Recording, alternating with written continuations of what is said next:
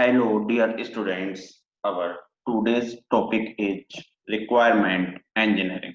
So let's start. What is requirement engineering?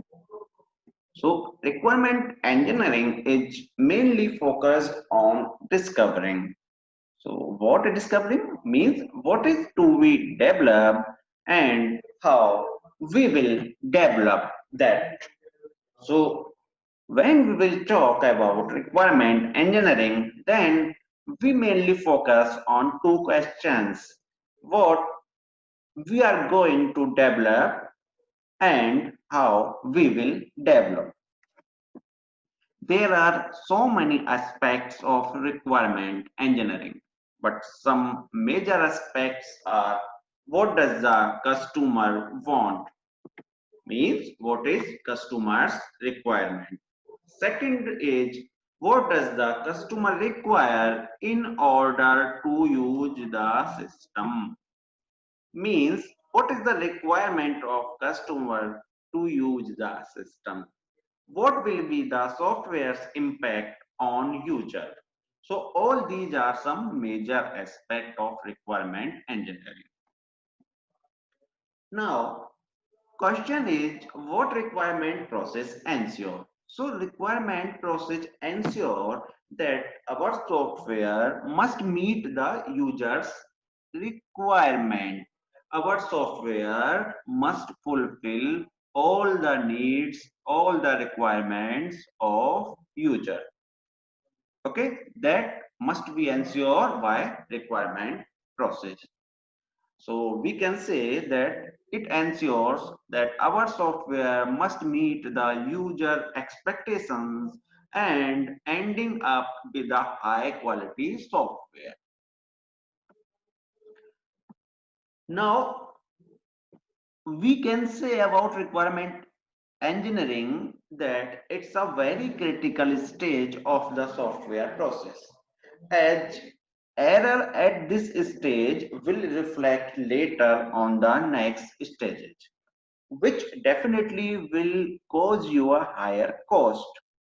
Suppose you are developing a software and during development you find any error, then definitely there will be a delay in development process and there will be a higher cost. So requirement process must be done in a very careful manner. Now, what should we do when we are going to develop a software? So, to develop a software system, we should have a very clear understanding of that particular software system. What we are going to develop. And this can be achieved by a continuous communication with customers, because if we make a continuous communication with customer, then we can collect all necessary requirements of customer. Now requirement engineering process, so it is a 4-step process which includes first one is requirement elicitation. Second one is requirement analysis. Third one is requirement documentations. And the last is requirements review. Okay, so we will see all the process one by one. So first one is requirement elicitation. So when we will talk about requirement elicitation, then we can say it is the process to find out all the requirements for an intended software system, for a software system which we are going to develop. And this can be achieved by a continuous communication with client, with end user, and other stakeholders who are involved in this activity. That is requirement elicitation. Next is requirement analysis. So it is a process to determine the expectation of user. It is the process to determine the requirement of user. Second thing is that when we are collecting requirement, then we must ensure that all the requirements must be relevant and in descriptive form. Okay, and sometimes we can also say these requirements as functional specification of a software. Next is requirement documentation.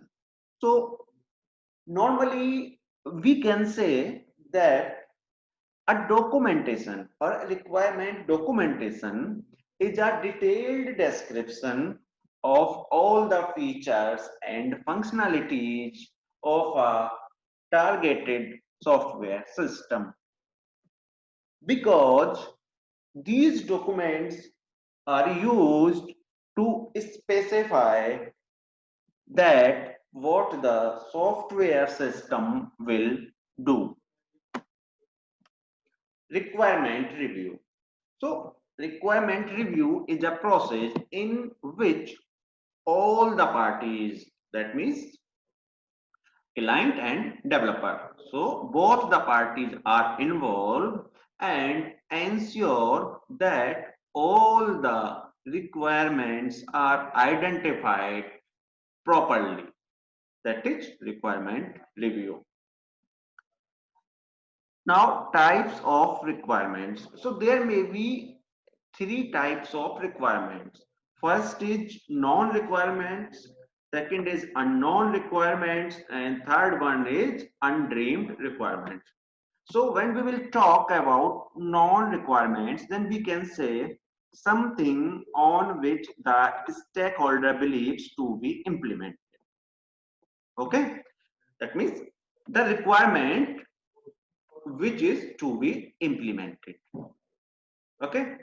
Second, when we will talk about unknown requirement, then we can say forgotten by stakeholders as they are not needed right now.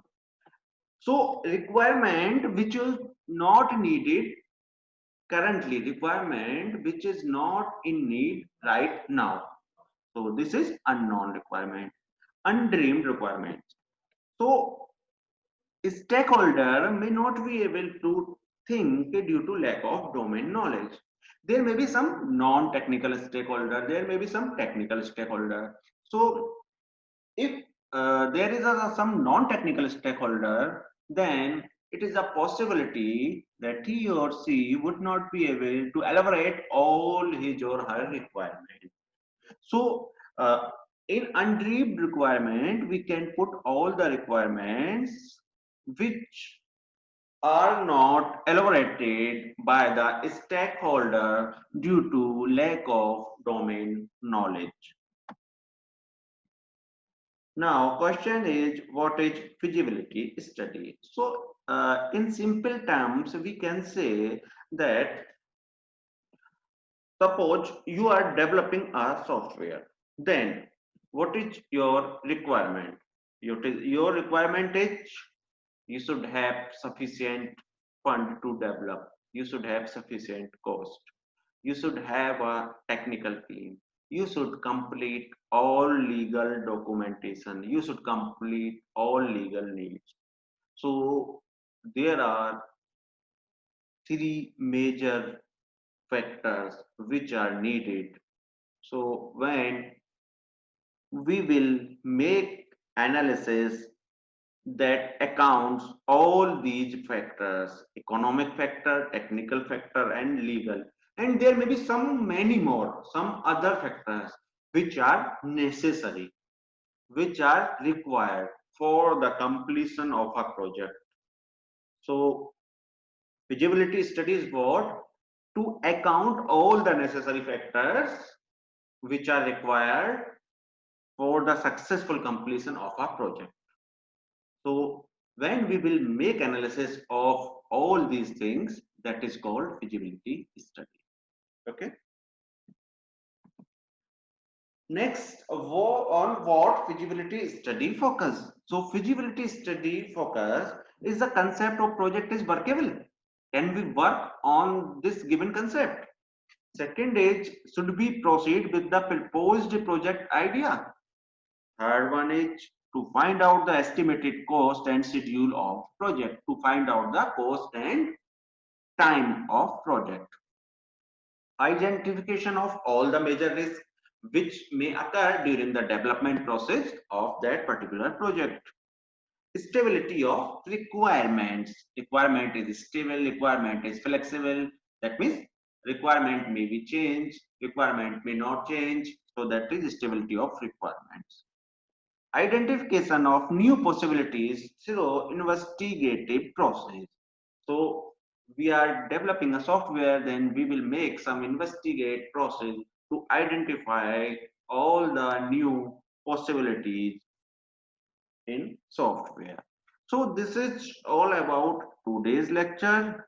So dear student, please keep learning. Thank you.